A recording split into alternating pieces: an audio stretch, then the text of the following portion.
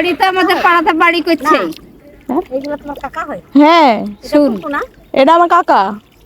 ওই সুরকে দুতলা বাড়ি যে বাড়ি করছে আমাদের পাড়াতে, কে করছে? কোন দুতলা? লাভু নাকি নাম সিলিম, হ্যাঁ, ওরা করছে। কে লাগলে আমাদের রাতগণ দেখে তুই আরো পস্তা দিতে হবে।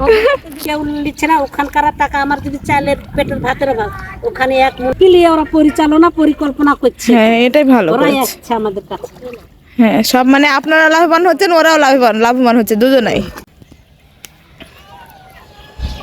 ওই যে ওরা হচ্ছে ওখানে কাজ করছে। আসসালামু আলাইকুম তোমাদের সকলকে, আবারও একটা নতুন ভিডিওতে তোমাদের সবাইকে স্বাগত জানাই। আমি মাহিম আক্তার, প্রিয়াঙ্কা চ্যানেল থেকে তোমাদের মাহিম।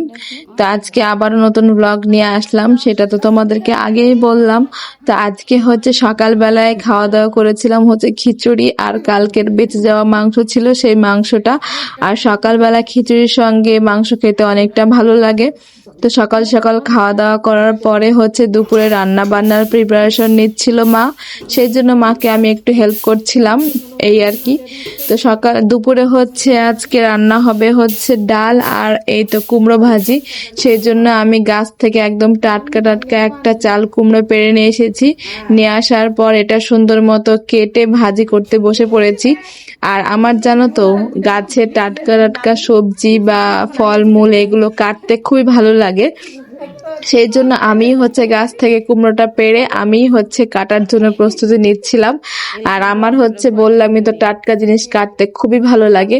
আর তোমরা হচ্ছে কে কে আছো যাদের হচ্ছে আমার মতো টাটকা জিনিস কাটতে খুবই ভালো লাগে।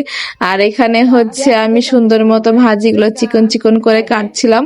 আজকে হচ্ছে ডাল ভাজি করা হবে, আর হচ্ছে করলা ভাজিও হয়েছিল, সেটার ভিডিও আর নেইনি, শুধুমাত্র আমি কুমড়াটা কেটেছি, সেই জন্য কুমড়াটার ভিডিওটাই তোমাদের সাথে শেয়ার করলাম। আর এইদিকে হচ্ছে মা হচ্ছে চুলাতে ডাল রান্না করার জন্য ডালটা বসিয়ে দিয়েছিল। আজকে সবগুলো রান্না মাটির চুলাতে হবে। আর মাটির চুলার রান্না খেতে তো সবসময়তেই ভালো লাগে। আর মাটির চুলাতে রান্না বান্নাগুলো খেতে কেন জানি না অনেকটা স্বাদ হয়। যে কোনো জিনিস যদি মাটির চুলায় রান্না করা হয় তো সেইটার স্বাদটা হচ্ছে দ্বিগুণ বেড়ে যায়। আমার কাছে তো তাই তো মনে হয়। তবে অনেকেই এই একই কথাই বলে যে মাটির চুলায় যে কোনো রান্না করলেই সেই রান্নার স্বাদটা নাকি ভিন্ন হয়, খেতে অনেকটা ভালো লাগে। তো আমাদের বাসায় হচ্ছে বেশিরভাগ সময়তে মা মাটির চুলাতে রান্না করে, আবার অনেক সময় হচ্ছে আলসেমি করে গ্যাসে বা হচ্ছে কারেন্টের চুলায় রান্না করা হয়। তো আজকে হচ্ছে মাটির চুলাতেও রান্না করা হয়েছে। তবে হচ্ছে আজকে আমাদের বাড়িতে একটা অনুষ্ঠানেরও আয়োজন করা হয়েছে হঠাৎ করেই। অনুষ্ঠানের আয়োজন বলতে হচ্ছে আমার চাচাতো ভাইয়ের বিয়ে হয়েছে আজকে হঠাৎ করেই। তো সেই জন্য আমরা বাড়িতে সেরকম কিছু রান্না বান্না করিনি, শুধু ডাল আর 2-3 রকমের ভাজি আর ডিম ভাজা করা হয়েছিল, এটুকুই আজকে রান্না বান্না। তো যেহেতু চাচাতো ভাইয়ের বিয়েটা একদমই হঠাৎ করে হয়েছিল, তো সেই ভিডিওগুলো নিয়েছিলাম, কিন্তু কিছু ইস্যুর জন্য আমি ভিডিওটা কেন জানি পোস্ট করতে পারছি না। তো বিকেলবেলা আমি হচ্ছে আমার চাচাদের বাড়ির এই সাইডে এসেছিলাম। তো এই সাইডটা এত সুন্দর, আর সামনে হচ্ছে কিছু সাঁওতাল প্রজাতির মানুষ, আদিবাসী বা বলো ক্ষুদ্র নৃগোষ্ঠী, তো এরা হচ্ছে ধান বুনছিল। তো আমি ভাবলাম যে ওদের সাথে যে একটু কথা বলি। আর আমার কিন্তু ওদের সাথে কথা বলতে অনেকটা ভালো লাগে, ওদের ব্যবহারও অনেকটা ভালো। ওদের সঙ্গে যারা ভালো ব্যবহার করে ওনারাও কিন্তু তাদের সঙ্গে খুব ভালো আচরণ করে। তো আমি ভাবলাম যে যাই ওদের সাথে একটু কথা বলে আসি, গল্প করে আসি, আর কিছু ভিডিও ক্লিপ নিয়ে আসি, যেন আমি পরবর্তীতে তোমাদের সাথে এটা শেয়ার করতে পারি। সেই জন্য ভাবলাম যে যাই একটু দেখে আসি। তো যেই বললা সেই কাজ, আমি হচ্ছে ওদের সাথে কথা বলার জন্য এগিয়ে যাচ্ছিলাম। তবে হচ্ছে অনেক ধান লাগানো ছিল প্রতিটা জমিতে, সেই জন্য হচ্ছে অনেক কাদামাটি হয়েছিল জমিতে। তো আমি যেতে যেতে হচ্ছে মাঝখানে পা কাদাতে পুঁতেই গিয়েছিল। আর এখানে হচ্ছে অনেক এগুলো কি বলে কাশ ফুলের মতো, এগুলো হচ্ছে এক ধরনের খ্যার বলে আমাদের এখানে। তো এগুলো হচ্ছে অনেক হয়েছিল জমিতে। তো আমি যাইতে পারছিলাম না যে কোন দিক দিয়ে যাবো, আর অনেকটা ভয় লাগছিল জঙ্গল হিসাবে যদি কোনো পোকামাকড় থাকে, সেই জন্য আর কি। তো আমি দেখলাম যে না, জায়গাটা খুব সুন্দরই ছিল, রাস্তা ছিল, কিন্তু যেহেতু এই ঘাসগুলো অনেক বড় বড় হয়ে গেছে সেই জন্য রাস্তাটা দেখা যাচ্ছিল না। তো তোমরাই শোনো নিজেরাই যে আমি ওদের সাথে গিয়ে কি গল্প করলাম, কি কথাবার্তা বললাম। আর আমি কিন্তু ওদের পারমিশন নিয়ে সব ভিডিওগুলো করেছিলাম। তো তোমরা দেখো ওদের সাথে আমি কি গল্প করি, সেই গল্পগুলো তোমাদের সাথে শেয়ার করি। আমরা কিছু ব্যবহার করি না, তো এমনি বলছি। না না, যারা ভিডিও করে লিখে উঠছে, ড্রোন, হ্যাঁ। আমাদের মিটিং হয়, আমাদের সংগঠনের মেলা মানুষ থাকবো, আমাদের উড়াও দিয়ে কথা বলবো, গীত বলবো, ওইটা ইয়া করছে, ভিডিও করছে উপরে। আপনারা করেন? নাচ গান বাবা, ভালো তো। নাচ করছি তো আমাদের পাড়াতে। কোথায়? আমাদের গেরো পাথর ঘাটাতে নাচ গান হয়, অনুষ্ঠান হয়। কর্মী, হ্যাঁ, ওই এসেছে, অনেক এসেছে, নাচ গান সব করবে। আপনাদের ভিডিও অনেক ভাইরাল হয় তো, এই জন্য সবাই ভিডিও করে আসে। এরকম মেয়ে ছেলেরা নাচছে, হ্যাঁ কেউ কথা বলছে, কেউ নাচছে, আর ওই যে ইয়া ছাড়ি দিয়েছে, হ্যাঁ, উঠছে, ড্রোন ছেড়ে দেয়। হ্যাঁ, বড় ইয়াতে ইয়া করছে, ক্যামেরা, হ্যাঁ হ্যাঁ। বড় ক্যামেরাতে দেখে। আপনারা নাচ গান করেন? তাহলে একদিন যাই নাচ গান আপনাদের সাথে আমিও ভিডিও করে নিতে হবে। পূজার সময়, লক্ষ্মী পূজা, দুর্গা পূজা, লক্ষ্মী পূজা, প্রতিটা পূজা তো আমাদের নাচ গান অনুষ্ঠান। পাথর ঘাটা আমার আব্বুরা যায় সবাই, কিন্তু আমি কোনোদিন এই তো আমাদের বাড়ি এটা। আমাদের বিটি এই দেশে। হ্যাঁ, দোতলা বাড়িটার সামনে দেখেছেন না, রাস্তার সামনে, ওটা আমাদের বাড়ি। ওই বাড়িতে আমাদের পাড়াতে বাড়ি করছে। এইগুলো তোমার কাকা হয়? হ্যাঁ, শুন, এটা আমার কাকা। ওই সুরকে দোতলা বাড়ি যে বাড়ি করছে আমাদের পাড়াতে, কে করছে? কোন দোতলা বাড়ি? লাভু নাকি নাম, সিলিম। হ্যাঁ, ওরা করছে। কে হবে? দে দে, দোতলা বাড়ি, এখানে দোতলা বাড়ি যেটা আছে না, এটা আমাদের বাড়ি। তোমার কাকা খুব কোনো কিছু। হ্যাঁ,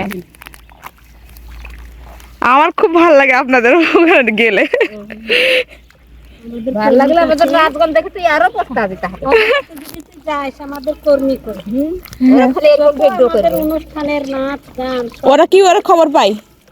আপনারা ফোন দেন? কি কেন ওদের আমাদের সাথে জড়িত, আমাদের জড়িয়ে ও আমাদের সাথে দল গঠন করে কাজ করছে, আপনারা তৈরি করছে। আপনাদের কিছু দেয় না? দেই দেয়, আদিবাসী সংগঠন মনে হয়। আদিবাসী সংগঠন দেই, দিবে নাকি নেই টাকা? আর ওদের বেতন পাচ্ছে না না? হ্যাঁ, আপনারা যারা হচ্ছে ইউটিউবে ভাইরাল কিনা তারা অনেক টাকা পায়। কি সংগঠন? আমাদেরকে ওরা যুক্তি পরামর্শ দিয়েছে, হ্যাঁ, আমরা তোমার কাছে খাইতে না পেলে তোমার কাছে ধার করতে যেতাম, হুম। দিয়ে তুমি আর তোমার কাছে আমি যদি 200 টাকা নিই, তো 100 টাকা তুমি সুদ নিবা, 1 মণ ধান যদি নিবে তো 10 কেজি তুমি সুদ দিতা।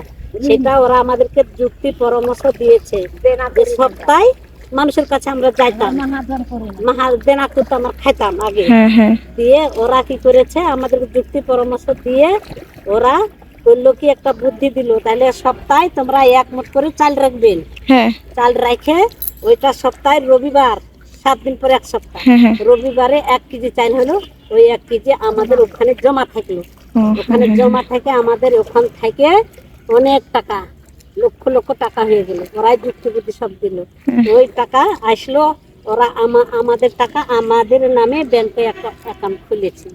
ভালো করেছে, ভালো উদ্যোগ ওরা নিয়েছে। আসছে, আমরা নাচ গান করি, তোমাদের কত চাল হইলো, কতটি কি হইলো, এইগুলাই আমাদের কাছে ওরা আসে আর শুনে লিখে যায়, লিখে নিয়ে যায় আমাদেরকে, ওরা ওখানে ভিডিও করে দেখায়।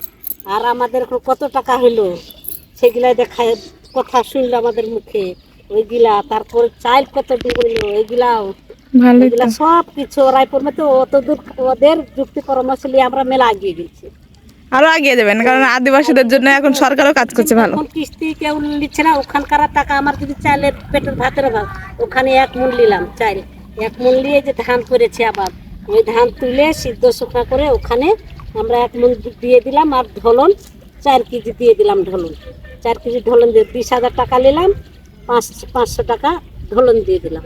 ওখান থেকে আমাদের অনেক টাকা, এখন মানুষের কাছে আমরা যাই না। ভালো করেছে, এটাই আমাদেরকে যুক্তি পরামর্শ দিয়েছে, ওরা আমাদেরকে নিয়ে ওরা পরিকল্পনা করছে। হ্যাঁ, এটাই ভালো ওরাই করেছে। আসছে আমাদের কাছে।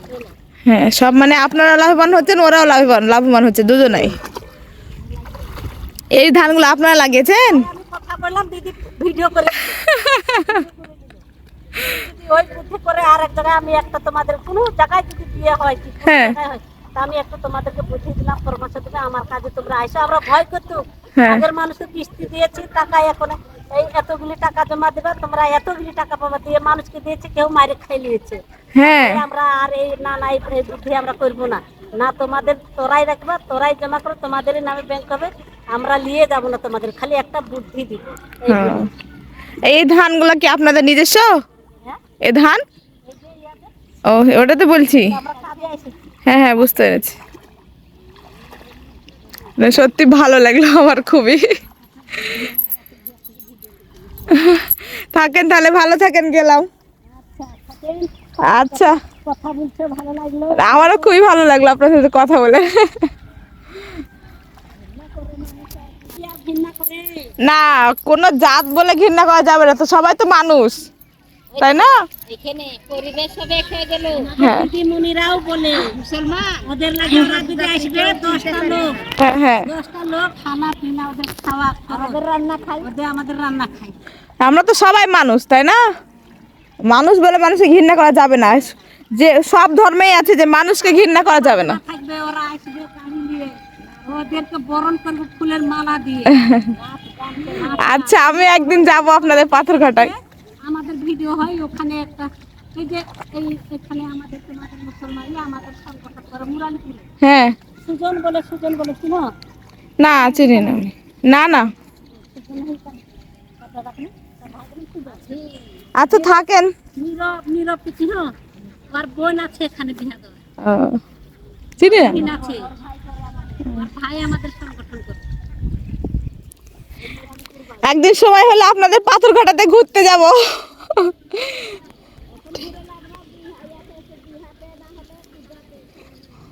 আচ্ছা, যাবনি আপনাদের বিয়েতে বা পূজাতে। তো তোমরা তো দেখলেই যে হচ্ছে আমি একটা আদিবাসী দলদের সাথে কথা বললাম। তা আমার খুবই ভালো লাগলো। ওদেরকে আমি বললাম যে সময় পেলে আমি হচ্ছে ওদের এলাকায় যাব। তা আমার নিজের কাছে সত্যিই খুবই ভালো লাগলো। আদিবাসী, এরা হচ্ছে সাঁওতাল প্রজাতির। তো আমার সত্যি অসাধারণ লাগলো, ওনাদের কথাবার্তা এত সুন্দর। আদিবাসীরা যে দিন দিন এতটা এগিয়ে যাচ্ছে, মানে স্যালুট ওদেরকে, খুবই ভালো লাগলো। তো একটা কথা সবচেয়ে খারাপ লাগলো বেশি, যে অনেকে আছে আদিবাসীদের ঘৃণা করে বললো, কিন্তু আমরা তো সবাই মানুষ, তাই না? দিন শেষে তো আমরা সকলেই মানুষ, তো কাউকে ঘৃণা করা যাবে না। সত্যি আমার খুবই ভালো লাগলো। তো ওরা একটা নাম্বার চাইলো, যে ওদের কোনো বিয়ে বা অনুষ্ঠানে হচ্ছে আমাকে ফোন দিবে যাওয়ার জন্য, যদি সময় পাই তাহলে অবশ্যই যাব।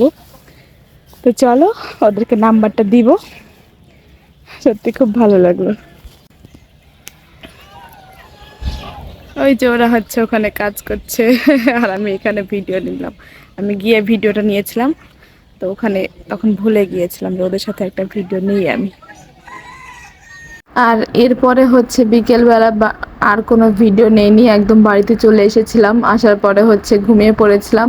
আর রাত্রেবেলা হচ্ছে আমার ভাই মোগলাই পরোটা নিয়ে এসেছিলো, বিস্কিট নিয়ে এসেছিলো। তো আমি হচ্ছে তখন রাত প্রায় 11:30 মতো মনে হয় বাজে। তো এই সময়তে আরও যেন কী কী নিয়ে এসেছিলো ঠিক। তো এটা হচ্ছে আমি খুলছিলাম যে এখানে, ও আচ্ছা, আমার ছেলের জন্য হচ্ছে এখানে কমলা এনেছিল, আর হচ্ছে বেদানা নিয়ে এসেছিল। আর এখানে হচ্ছে আমি মোগলাই পরোটাটা খুলে নিয়েছি। আর মোগলাই পরোটার মধ্যে এটাতে হালকা মাংসও দেওয়া থাকে, ডিম দিয়ে সম্পূর্ণ ভরাট থাকে। আর রাজশাহীতে বা কোটের মধ্যে যারা আছো তারা হচ্ছে জানোই তো যে আয়াত রেস্টুরেন্টের হচ্ছে মোগলাই পরোটাটা খেতে অনেকটা ভালো লাগে। আর এদের সসটাও অনেক মজার ছিল, তো আমি সসটা না খুলেই হচ্ছে খেতে শুরু করেছিলাম। তো আজকের ভিডিওটা আমি এখানে শেষ করব। তোমরা যে যেখানে থাকো না কেন ভালো থেকো, সুস্থ থেকো। আর আমার ভিডিওটা ভালো লাগলে একটু সাবস্ক্রাইব করে দিও। আজকের মতো বিদায় নিচ্ছি, আল্লাহ হাফেজ।